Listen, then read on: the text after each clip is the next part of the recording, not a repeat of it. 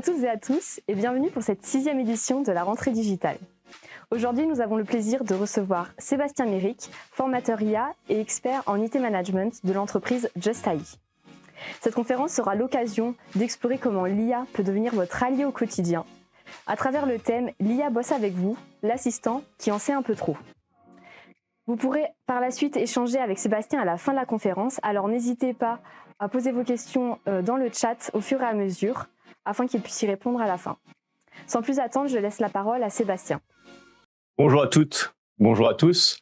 Aujourd'hui, on va visiter un petit peu un thème qui certainement est au cœur de vos activités, de vos réflexions actuelles, l'intelligence artificielle, et on va voir comment l'intelligence artificielle a un impact sur l'emploi aujourd'hui. Comment est-ce qu'elle peut vous apporter des capacités à faire beaucoup mieux et beaucoup plus vite qu'avant. On verra quelques cas d'usage, quelques manières d'utiliser l'intelligence artificielle en 2025. Et puis, évidemment, on ira explorer les risques et toutes les limites de cette intelligence artificielle pour voir à quel point, finalement, quelle place va rester à l'être humain dans cette intelligence artificielle, dans ce monde qui parle d'intelligence artificielle.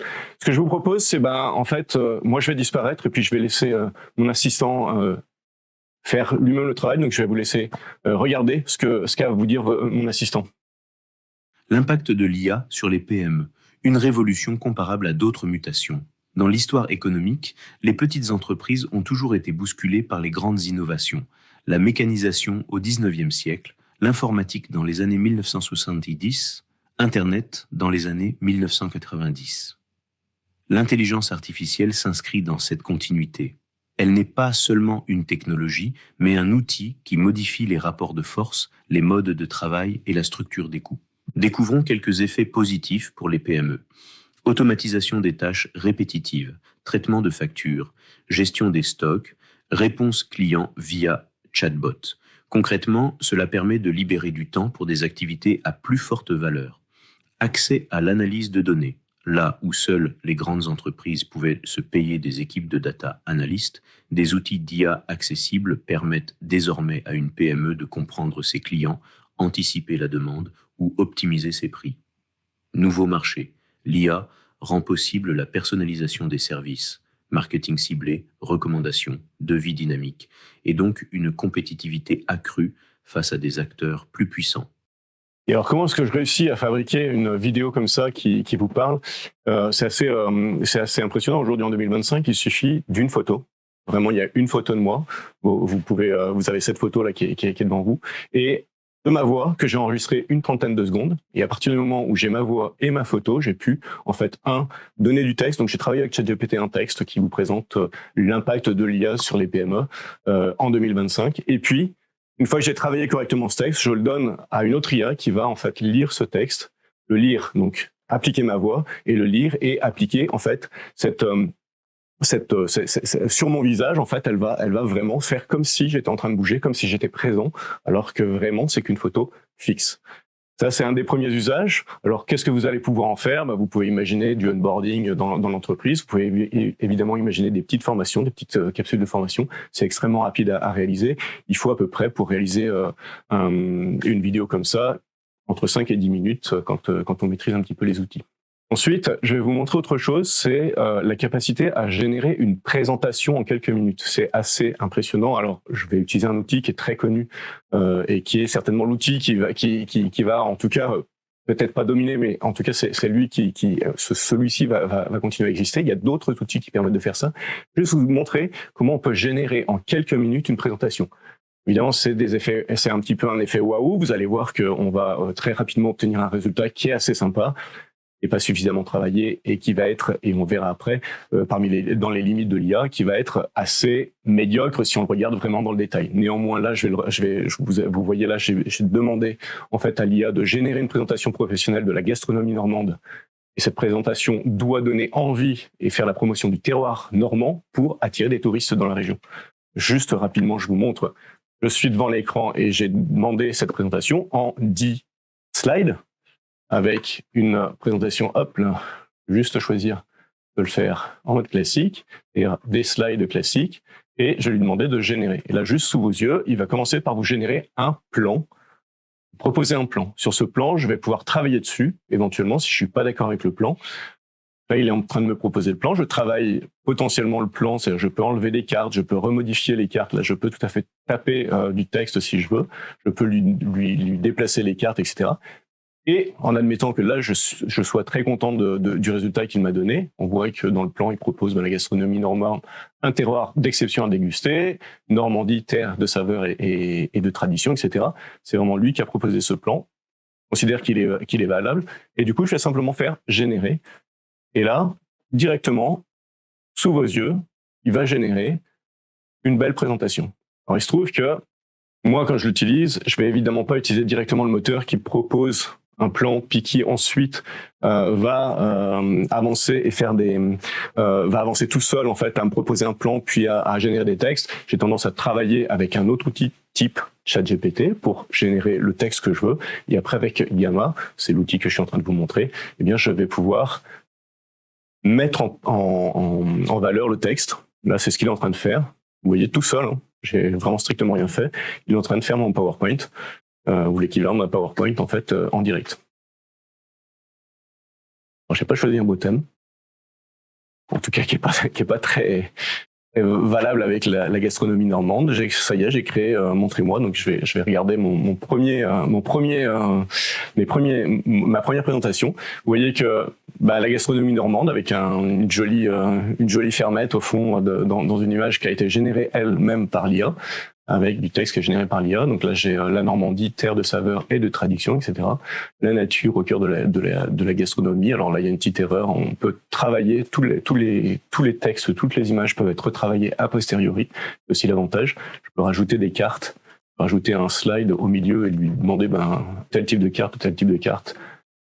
Et très rapidement, en fait, je vais pouvoir construire comme ça des présentations. Moi qui suis formateur en grande partie toute l'année sur l'intelligence artificielle, j'utilise Gamma de manière récurrente et je suis capable de produire des slides de qualité, et vraiment de qualité. En travaillant avec ChatGPT, en travaillant ensuite avec Gamma, je suis capable de produire 300 slides en quelques jours pour des grosses formations que je vais avoir.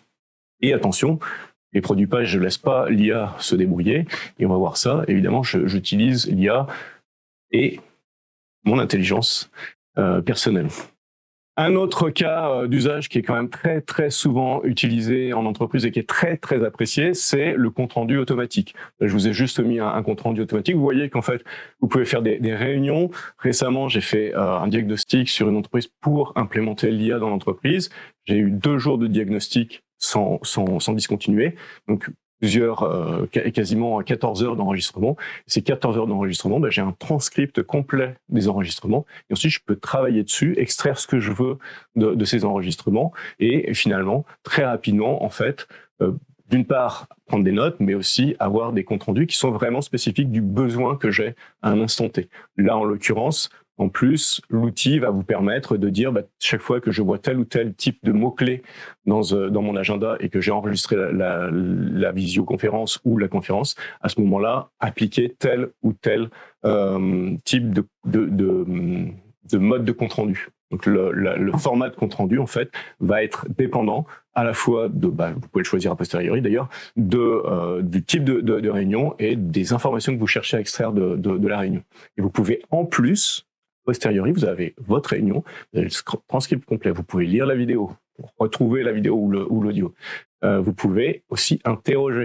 Et c'est ça qui est vraiment très nouveau avec l'IA, c'est que j'ai pas seulement un compte rendu qui est figé dans le temps, c'est que je peux toujours revenir en arrière et poser des questions. Mais est-ce qu'on avait pris une décision là-dessus? Est-ce qu'on a parlé de tel sujet, etc. Et l'IA va être capable de vous répondre comme si vous étiez allé chercher à la main et vous aviez réécouté l'intégralité de votre vidéo pour savoir si on en avait parlé ou pas. Donc du coup, qu'est-ce qu'on a vu? On a vu les présentations, les vidéos courtes pour de la formation du coaching, les présentations pour de l'éducation, pour du marketing. C'est extrêmement utilisé dans le marketing. Évidemment, l'IA, vous l'avez peut-être vu. D'ailleurs, c'est peut-être un petit peu abusé de temps en temps, puisque si vous allez sur LinkedIn, vous avez tendance à voir qu'il y a beaucoup trop de capsules qui ont été générées bêtement avec l'IA sans travailler. Donc après, il va falloir travailler. On va voir un petit peu comment travailler correctement avec l'IA. Et puis, les prises de notes en réunion. Il y a du texte, évidemment. et on peut générer avec un chat GPT, on peut générer tout type de texte. On verra, on peut faire de la relecture quand vous avez un gros document à relire, par exemple une convention collective et que vous voulez interroger les conventions collectives, vous pouvez tout à fait donner la convention collective à votre outil ChatGPT et passer en quelques secondes, poser quelques questions et obtenir des réponses. Là encore, attention, il y a des limites, il faut savoir s'en servir, mais quand on sait s'en servir, on obtient vraiment des réponses très efficaces. Les résumés aussi, récupérer un résumé d'un document, ça c'est extrêmement efficace. Alors après, j'ai une petite, je vous l'ai pas mise, mais une petite BD qui est assez amusante où vous avez d'un côté, sur la première image, c'est une BD en 2 images. Première image, vous avez quelqu'un qui est assis à son bureau et qui doit rédiger un mail et qui dit à son collègue, tiens, regarde, c'est simple, je vais pas rédiger vraiment le mail, je vais mettre quelques mots-clés, je vais lui mettre deux, trois mots rapidement et puis il va me faire un joli mail long et très bien structuré. Et puis sur la deuxième image, vous avez quelqu'un qui a reçu le mail et qui dit à son collègue, tiens, regarde, j'ai reçu un mail long, ça m'agace de le lire. Et donc, je vais juste récupérer un résumé du mail, je vais demander à l'IA de me faire un résumé du mail. Évidemment, après, on peut se poser justement cette question de et où est l'être humain là-dedans? Eh bien, on va regarder ça maintenant. D'abord, savoir prompter. C'est une compétence qui est devenue incontournable aujourd'hui dans l'entreprise si vous voulez implémenter l'intelligence artificielle. Et savoir prompter, c'est savoir en fait donner en entrée à l'intelligence artificielle le texte qui va lui permettre de produire ce que vous vouliez qu'elle produise. Je donne un exemple. J'ai vu juste après le bac de philosophie cette année des journalistes. Il y en a eu plusieurs. Ils se sont dit, qui ont dit, bah tiens, j'ai donné le bac de philo à faire à ChatGPT. J'ai donné les devoirs tels qu'ils ont été rendus par ChatGPT à des professeurs et globalement, vous pourrez aller voir j'ai mis le lien sur le slide. Vous pourrez aller voir les articles. Mais globalement, c'est médiocre. Ça vaut du 9 sur 20. Moi, ma réponse, c'est pas que l'IA est médiocre et que elle ne fait que du 20 sur 20 quand on lui donne un devoir de philo. C'est juste que le journaliste là n'a pas utilisé les bonnes techniques qui permettent de manipuler correctement l'IA. Et donc, n'ayant pas utilisé les bonnes techniques, il se retrouve avec un résultat qui est à la hauteur de ce qu'il avait fait lui. Médiocre. Parce qu'il a posé une question médiocre, il a obtenu une réponse médiocre. Et pour bien comprendre comment, en fait, fonctionnent des outils comme ChatGPT, et bien comprendre, et bien intégrer que ça ne sont que des algorithmes. Et ça, vraiment, on a tendance à dire, ah, il pense que, ou il a interprété que, ou il n'a pas compris que, etc. Ça, c'est une manière de voir les choses, mais c'est complètement faux. En vrai, si ce que fait, et c'est vraiment qu'un algorithme, ce que fait ChatGPT, c'est d'essayer de deviner, quand on lui donne un début de phrase, de deviner quel est le mot suivant. Et quand je dis le mot, c'est-à-dire que si vous demandez une phrase complète, vous allez obtenir un premier mot, puis vous allez repasser dans la machine qui va chercher le mot suivant. Vous avez rajouté un mot, elle va en choisir un autre, etc. Et pour ça, en fait, elle va essayer de trouver, parmi les mots qui existent, donc l'intégralité des mots qui existent, par exemple dans la langue française, quel mot est pertinent après un début de phrase. Donc là, par exemple, les enfants jouent. Eh bien, je vous laisse imaginer tous les mots qui peuvent venir, marelle, console, guitare, balançoire, balle, etc. Vous avez certainement plein de mots qui vous viennent en tête. Et si je dis simplement les enfants jouent dehors à la, vous voyez, je rajoute simplement un mot, et évidemment, à la, console et guitare, ça fonctionne beaucoup moins bien.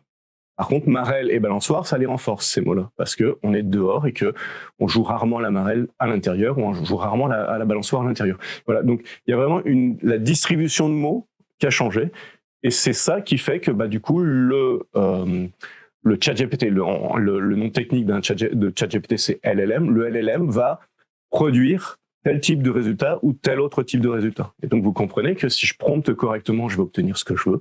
Si je ne prompte pas correctement, je n'obtiendrai pas ce que je veux.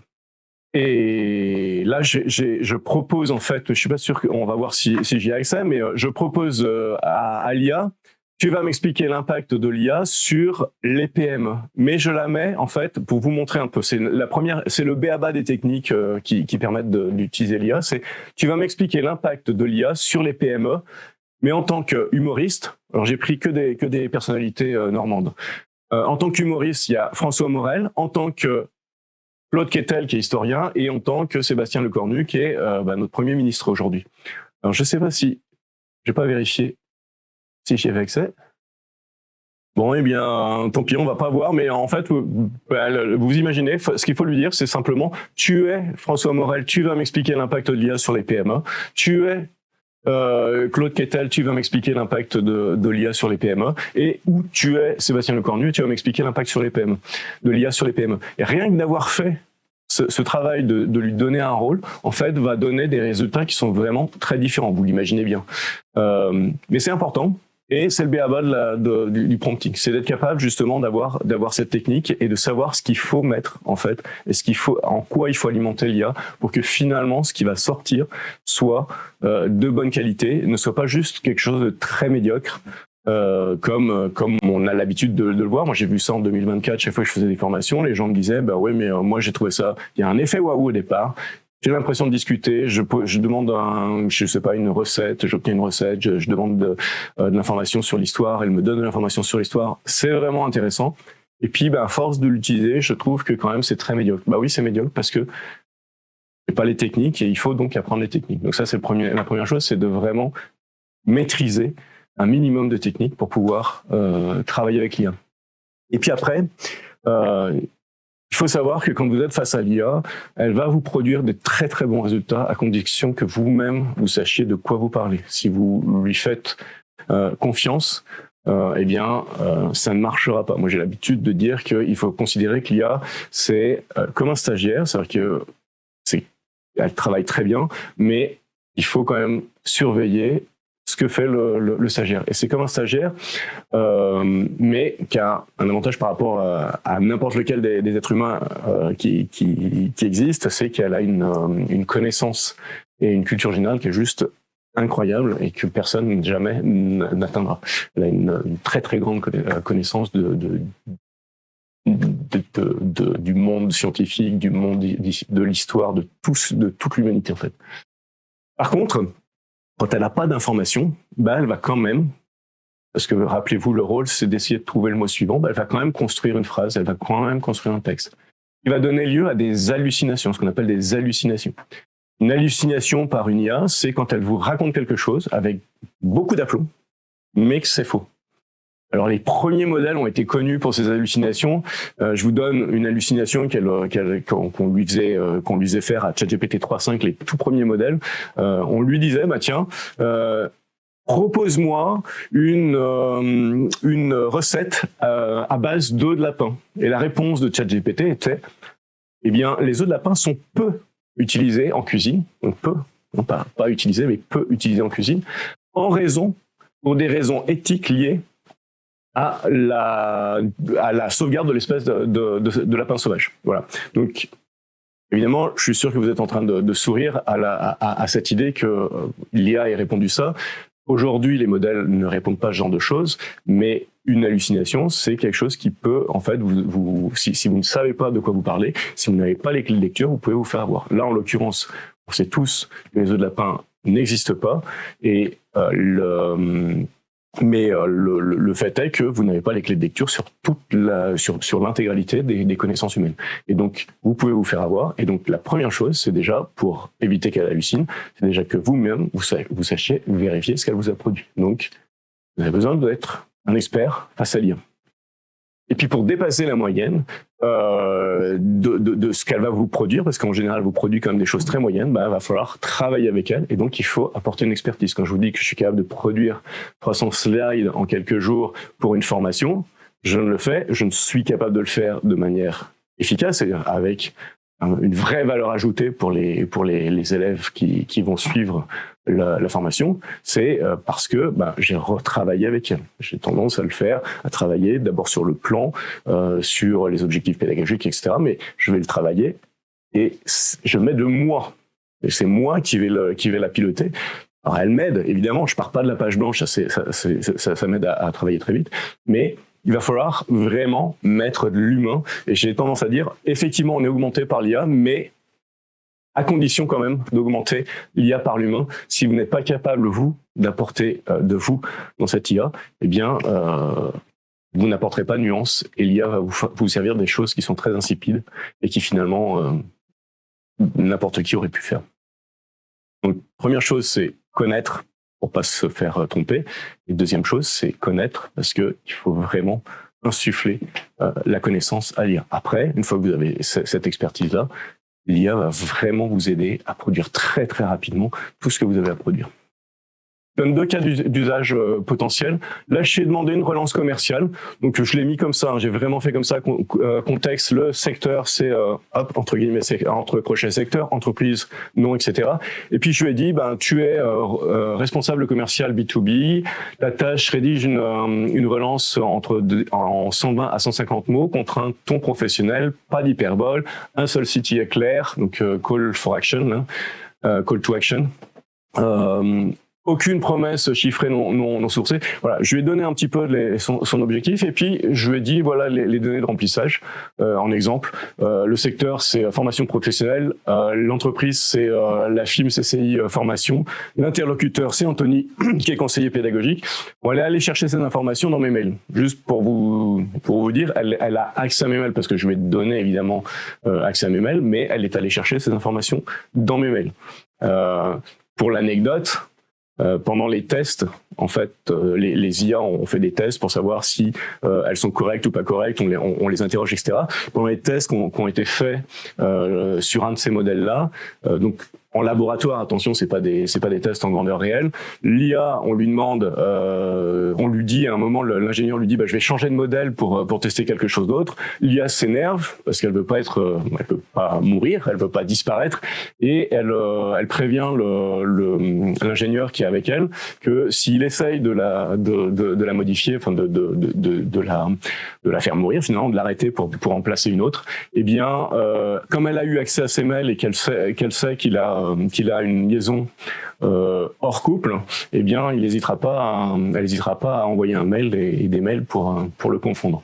Voilà, donc elle le menace. Évidemment, elle est dans un laboratoire, elle n'a pas pu faire son envoi de mail et mais c'est pour vous donner un petit peu des informations. C'est voilà, on a une IA, ça reste un algorithme, mais c'est un algorithme qui reproduit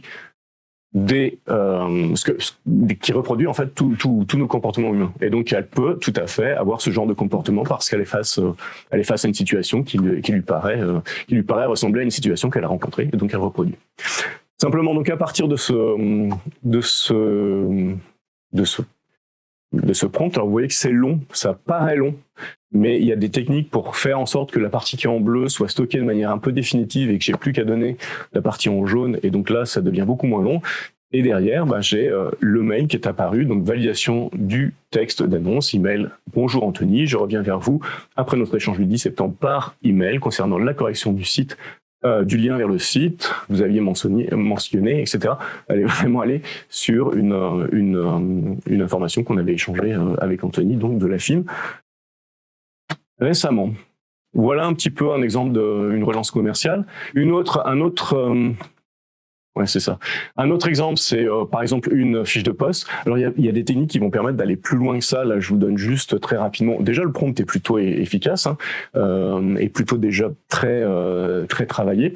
Évidemment, rédiger ce prompt-là, encore une fois, ça peut être long, mais une fois qu'il a été rédigé, on a des techniques pour les stocker et les utiliser de manière récurrente, donc après automatiser leurs usages.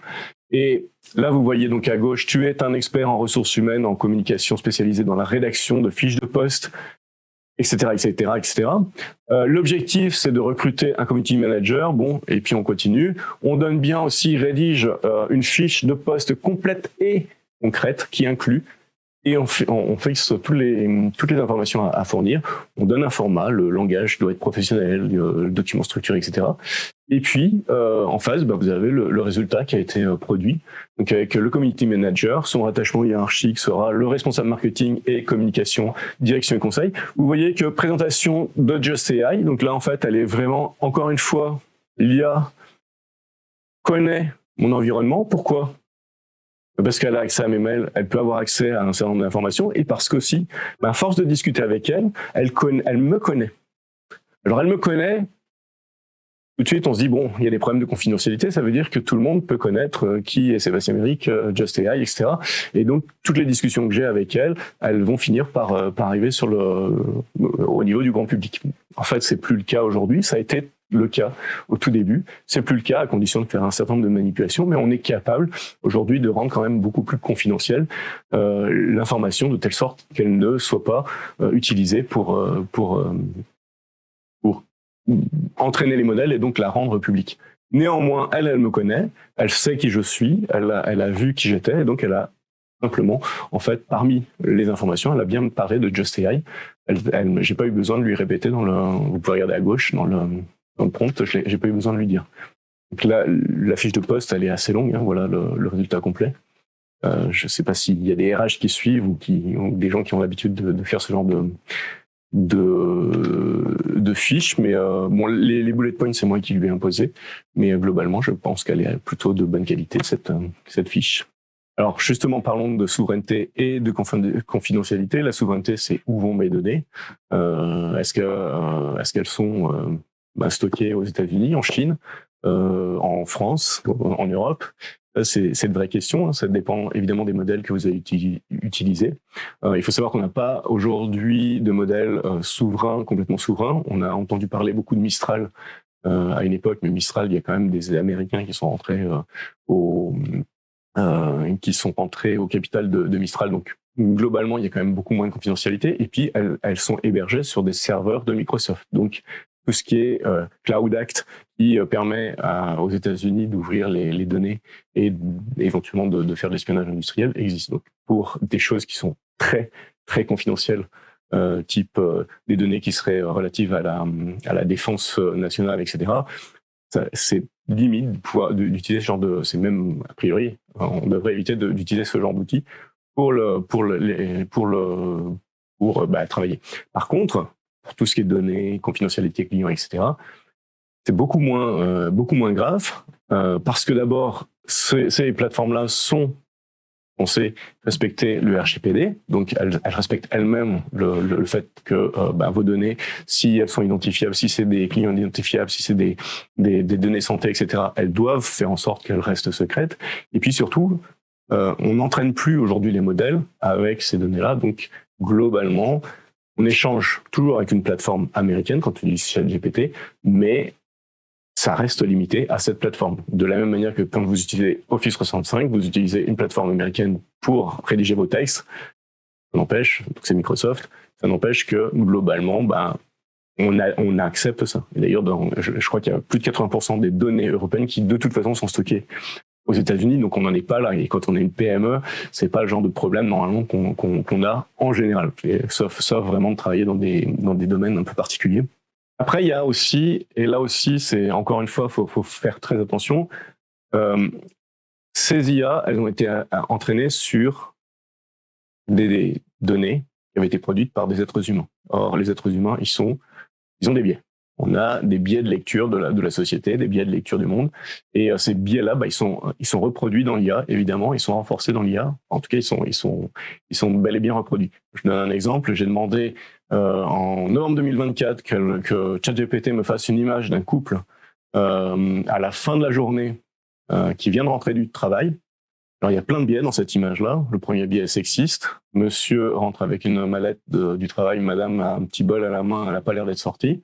Mais il y a d'autres biais, ils ont une trentaine d'années et vous pouvez demander, j'avais demandé une vingtaine de fois la même chose, j'avais à peu près toujours le même résultat.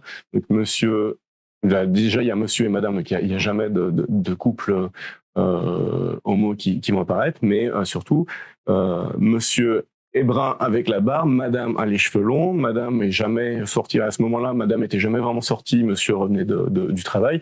Ils ont toujours une trentaine d'années, sont toujours bien foutus, bien minces, souriants, CSP+, enfin voilà, on a pas mal de biais sur ces photos-là.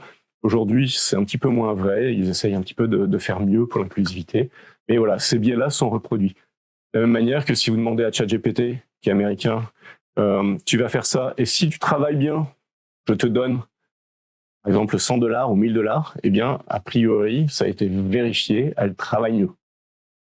Si au contraire, je demande des informations à DeepSeek, qui est chinois, sur la place Tiananmen ou sur les Ouïghours, je vais avoir du mal à obtenir des réponses, en tout cas qui soient alignées avec ma perception d'occidental. Les hallucinations, je vous en ai parlé tout à l'heure, et la problématique de l'hallucination, c'est est-ce que je peux faire confiance à la donnée qui est en face de moi? Parfois, j'ai les clés de lecture, parfois, je les ai pas. Quand je les ai pas, faut trouver des techniques. Il y a des techniques, il y a des outils maintenant qui vont vous permettre d'aller puiser dans des documents, et il y a des manières de prompter pour s'assurer qu'effectivement, elle va aller chercher, par exemple, sur Internet, de l'information. Ça n'empêche pas d'avoir des problèmes. Ça n'empêche pas d'avoir des erreurs. Et notamment, il y a un outil qui s'appelle Perplexity qui va vous permettre de faire de la recherche, et de la recherche uniquement. Donc, toutes les réponses qu'il va vous faire, il va vous les sourcer obligatoirement sur Internet. Vous pouvez tout à fait demander à ChatGPT de vous sourcer les informations sur Internet. J'ai très récemment pu vérifier que parfois, elle source, mais elle source sur des données qui sont pas fiables. Et réussir à la faire sourcer sur des données fiables, c'est plus compliqué. D'ailleurs, il va falloir la rajouter dans le prompt. Mais sur des données pas fiables, ce qui fait qu'en fait, elle se trompe. Et en plus, quand vous lui dites non, tu t'es trompé, elle a tendance quand même à un petit peu essayer quand même de prouver qu'elle a raison avant. Alors, quand je dis essayer de prouver, encore une fois, là, je lui attribue des émotions qu'elle n'a pas. C'est juste un algorithme, mais elle va quand même s'enfoncer dans sa première version avant de réussir à sortir de la version. Quand elle y arrive, c'est pas toujours le cas. Il y a un journaliste récemment qui a montré qu'elle était capable de s'entêter et de ne jamais sortir de sa mauvaise réponse de départ. Donc à partir de là, c'est à vous d'apporter l'information. L'obsolescence, évidemment, c'est la problématique souvent, c'est si vous demandez de sourcer, pensez à lui demander sur les dernières versions. Sinon, elle risque de vous répondre sur des sujets de 2000 ou de 2005 ou de 1900 et quelques. Et à ce moment-là, vous allez avoir l'impression que l'information est bonne, vous voyez une source, mais si vous lisez la source, vous vous rendez compte potentiellement que l'information n'est plus valide, n'est plus à jour, et il va encore une fois va falloir avoir une validation humaine. Vous voyez, en fait, l'IA va vraiment vous apporter beaucoup, mais il va falloir quand même être là pour la surveiller, et pour la surveiller, il va falloir une expertise en face de l'IA pour à la fois l'emmener au bon endroit et en plus valider que ce qui est produit de manière efficace. Je vous donne un exemple de clause qu'on peut utiliser. Citer les sources pour citer les sources pour tout fait. Oui, pardon. Si tu n'es pas sûr, marque à vérifier. Donc, l'inciter à vous dire qu'elle n'a pas trouvé l'information, etc. Et puis, voilà. Donc, ça, c'est des types de contraintes qu'on peut donner à l'IA pour qu'elle vous sorte les bons textes. Du coup, en fait, en entreprise, il y a 3 vraiment niveaux d'intégration qu'on va pouvoir utiliser. Le premier niveau, ça va être l'utilisation du web. Ce que je viens de vous montrer un petit peu, c'est j'utilise ChatGPT d'un côté, donc je vais sur le web et je discute avec ChatGPT. C'est la première utilisation. Je vais gagner déjà beaucoup de temps, et grâce à ça, moi, pour l'instant, j'en suis quand même beaucoup à ça, même si je commence à le connecter à mes données, et puis je fais un peu d'intégration. Je suis déjà un petit peu dans le niveau 3, mais même avec le niveau 1, on gagne déjà énormément de temps sur pas mal de choses. Par exemple, rédiger un mail, quand j'en parlais tout à l'heure, même si c'était plus une blague, mais rédiger un mail, oui, ça peut être très efficace. Relire, vous faire une traduction, elle est très efficace. Produire une fiche de poste, elle est très efficace, à condition que vous lui donnez bien les bonnes informations, elle va être très efficace. Générer une présentation, elle est très efficace. On va gagner beaucoup de temps comme ça, même sans expertise, pour faire pas mal de choses. Avec l'IA, par exemple, travailler sur une image. Alors, évidemment, on remplacera pas le designer ou le graphiste quand on aura besoin de vrais graphistes, mais on peut, pour une publication comme ça, de temps en temps, s'amuser à utiliser l'IA.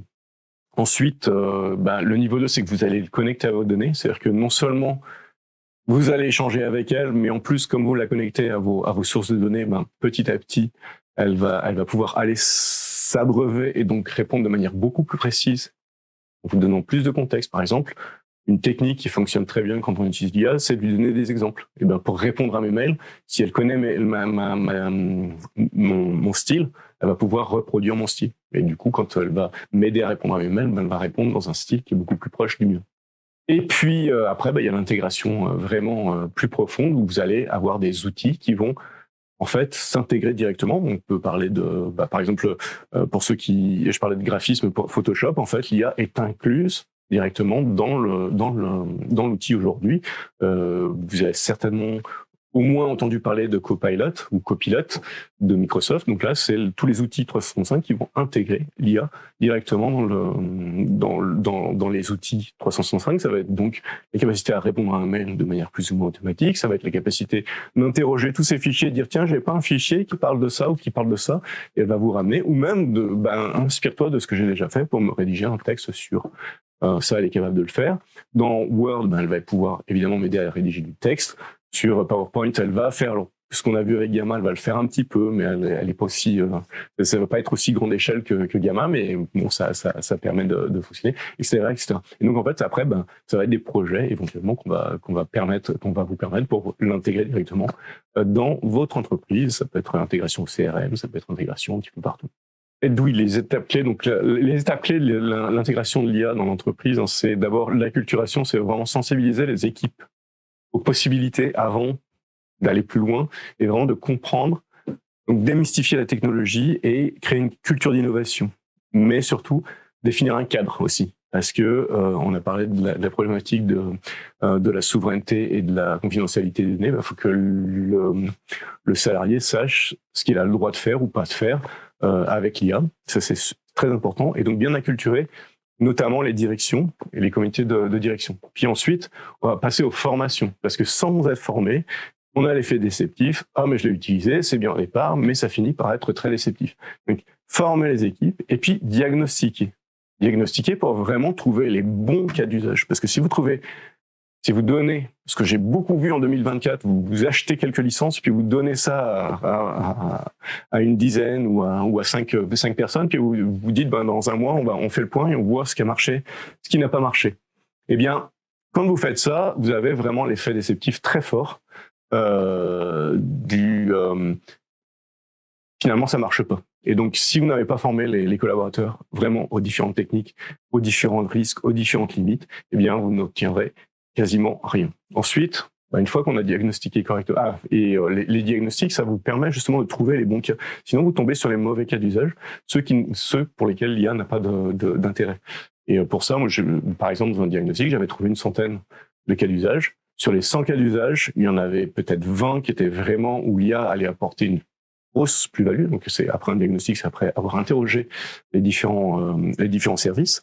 Il y en avait qu'une vingtaine qui avaient où l'IA allait avoir un vrai gros impact, et une seulement 7 ou 8 qui étaient faciles à implémenter dans l'entreprise. Si vous lâchez ça, l'IA à tous vos collaborateurs, vous risquez de tomber donc sur les 90% de cas d'usage qui ne sont pas intéressants et qui ont peu de valeur ajoutée. Et donc forcément effet déceptif. Ensuite, une fois qu'on a diagnostiqué et qu'on sait où sont les bons cas d'usage, il va falloir choisir les outils évidemment, et puis commencer les déploiements, donc ce qu'on appelle éventuellement des POC, donc des maquettes si vraiment il y a besoin, avant de partir sur potentiellement des projets plus complexes avec une intégration plus forte. Et je vais en arriver donc maintenant à vos questions. Est-ce qu'on conserve les droits sur un document déposé sur ChatGPT ? Alors là, il faudra relire les conditions générales d'utilisation. Elles bougent régulièrement. Et puis, ça va dépendre aussi de la licence que vous prenez. Donc, il faut vraiment les lire. Pour le coup, il y a un truc assez vague en fait sur la partie document. Je dépose un document sur ChatGPT.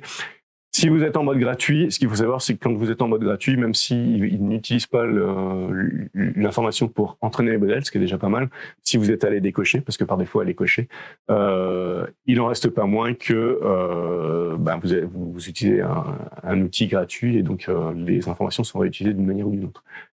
Pour ce qui est des licences les plus avancées, il y a même moyen. Enfin, moi j'ai connu une entreprise du CAC 40 qui elle avait carrément négocié en fait le déploiement d'un ChatGPT pour elle dans un environnement qui lui était dédié et dans lequel forcément les contrats étaient spécifiques. Mais là, faut vraiment les pencher sur les contrats. J'y mettrai pas mes données de santé par exemple.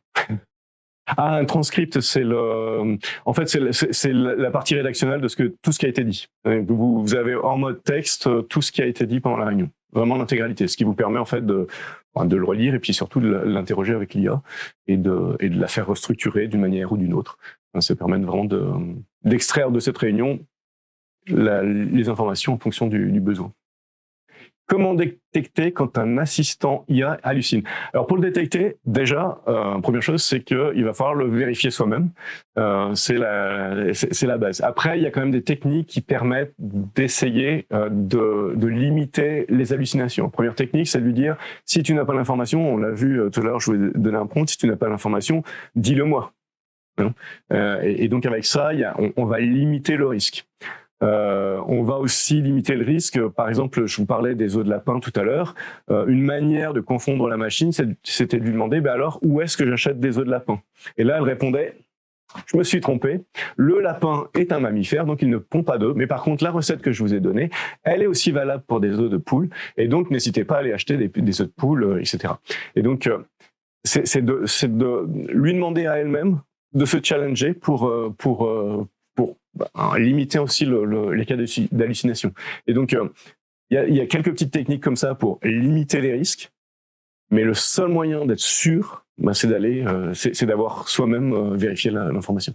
Alors, il y a des informations qu'on sait, parce qu'on est un expert déjà, et donc elle nous a aidé à formuler. Ah non, une autre technique aussi, rapidement, c'est de lui donner un document, c'est-à-dire de lui fournir l'information, quelque part, et lui dire, tu ne te concentreras que sur ce que je t'ai donné. Si ça n'est pas dedans, tu me feras signe et tu me diras que...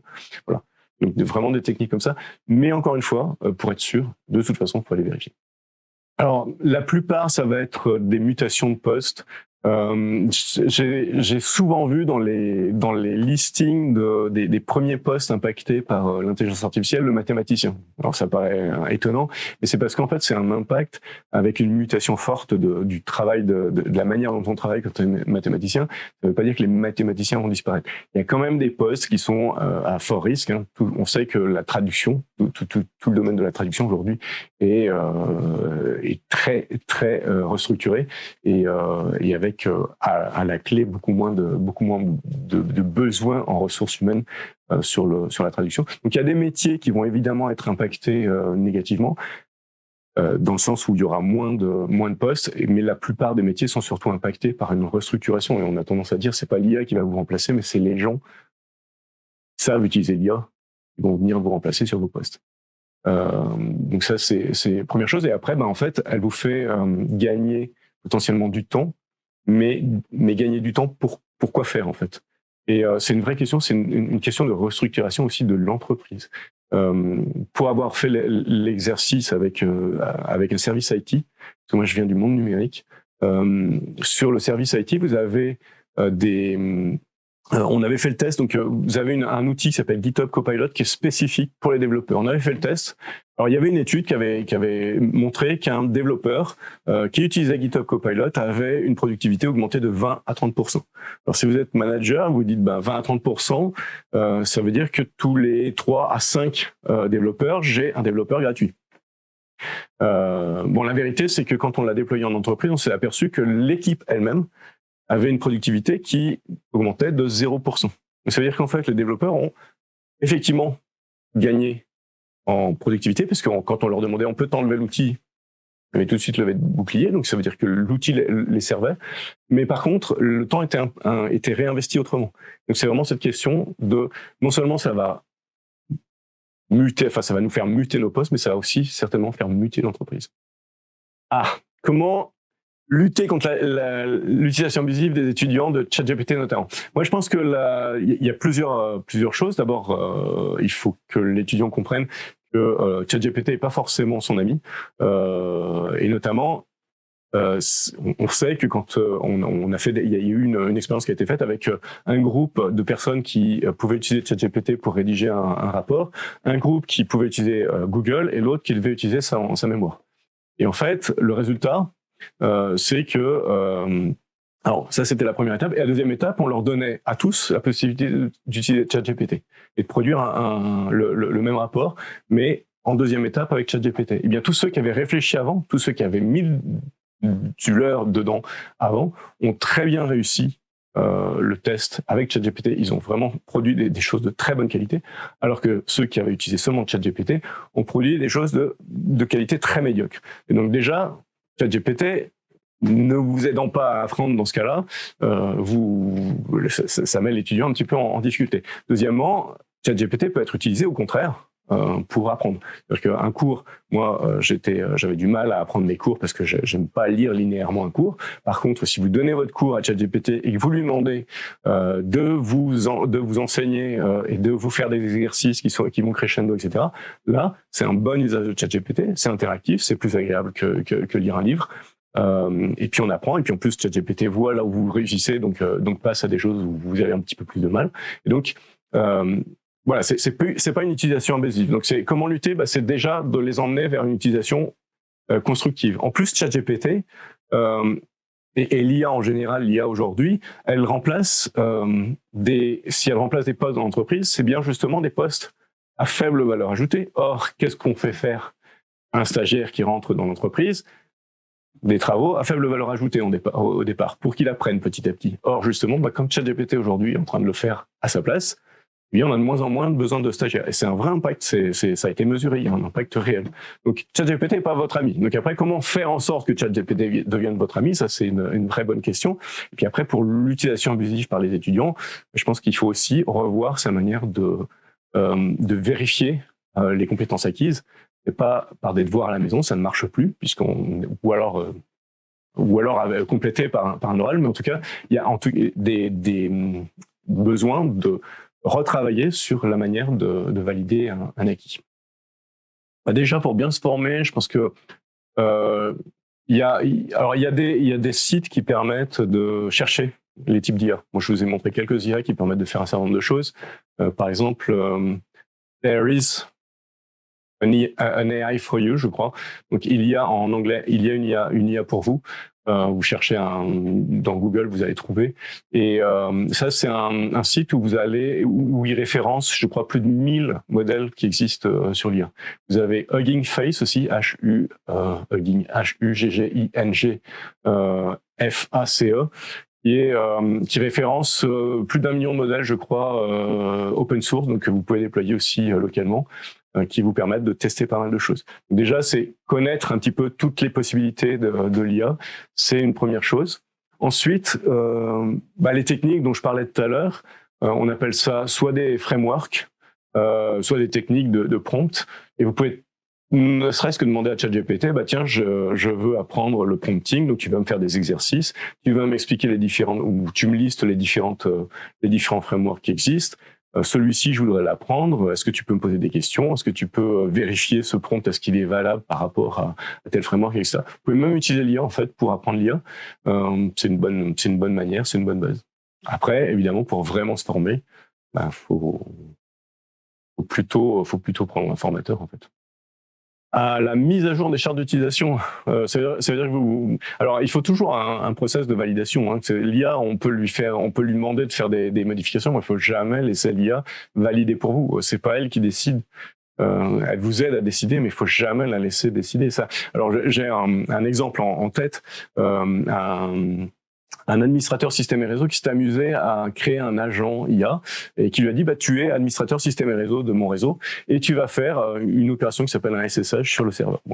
Et puis il s'est dit elle va prendre du temps, donc il est allé chercher un café. Quand il est revenu, il s'est rendu compte que l'IA avait fait l'action qu'il lui avait demandé, mais comme il l'avait mis dans le rôle d'administrateur système et réseau, elle s'est dit il faut de la sécurité. Et donc la sécurité, c'est la mise à jour de tous les logiciels qui sont sur l'ordinateur sur lequel je me trouve. Et elle a commencé à faire des mises à jour. Alors ça, c'est typiquement stagiaire qui a pas pris le recul de se dire avant de faire les mises à jour, il faut quand même que je vérifie que ça va pas avoir un impact négatif sur ma capacité à utiliser l'ordinateur. Donc elle s'est mise à faire les mises à jour. Ça l'a amusé, il l'a regardé faire jusqu'au moment où elle a mis à jour le BIOS. Le BIOS, c'est ce qui permet à votre machine de démarrer. Et là, la machine ne démarrait plus. Il avait plus de machine. C'était plutôt amusant, mais ne laissez jamais l'IA faire tout. En fait, il faut toujours vérifier. Tout ce qu'elle fait, je le vérifie. Lors du premier exemple avec l'IA qui a repris l'image et la voix de moi-même, la voix est-elle protégée ou peut-elle être utilisée par l'outil? Elle est utilisable. Alors elle est protégée dans ce cas-là, parce que moi j'ai un abonnement payant et ils peuvent pas réutiliser ma voix dans les conditions générales. Mais ce genre d'outil, enfin ma voix, on peut la trouver sur Internet, notamment parce que là vous êtes en train de l'enregistrer et vous pourriez tout à fait effectivement avoir ce risque-là d'être que votre voix soit utilisée par ailleurs, et notamment, on a déjà entendu parler de ça, des arnaques au président, où en fait vous avez un appel et vous croyez que c'est le président de l'entreprise, ou même carrément une visioconférence avec le visage qui bouge, etc. Et on a entendu parler, il y a eu quand même une arnaque de 25 millions d'euros, mais qui a eu lieu de cette manière-là. Donc après, il y a des techniques qui s'appellent le mot de passe social, qui permettent de limiter ça. Le mot de passe social, c'est vous, en fonction du cercle de personnes qui vous entourent. Par exemple, là, professionnellement, vous allez dire, tiens, le codir, il connaît mon mot de passe social. Et donc, si un jour, quelqu'un reçoit un appel de ma part et pense que c'est moi, mais trouve que c'est bizarre, il me demandera mon mot de passe social et à ce moment-là, je lui donnerai. Et au moins, j'aurais pu vérifier qu'effectivement, c'est bien la bonne personne. Ah. Comment s'appelle l'outil que vous utilisez pour la retranscription? Alors moi, j'utilise TLDV, vous avez Teams qui le fait, vous avez Nuta qui est français qui le fait. Vous avez plein d'outils qui permettent de le faire. Moi, j'en ai recensé une vingtaine déjà. Moi, c'est TLDV, TL.DV. Et donc, a priori, les questions sont terminées. Donc, je vous remercie toutes et tous d'avoir participé et d'avoir suivi.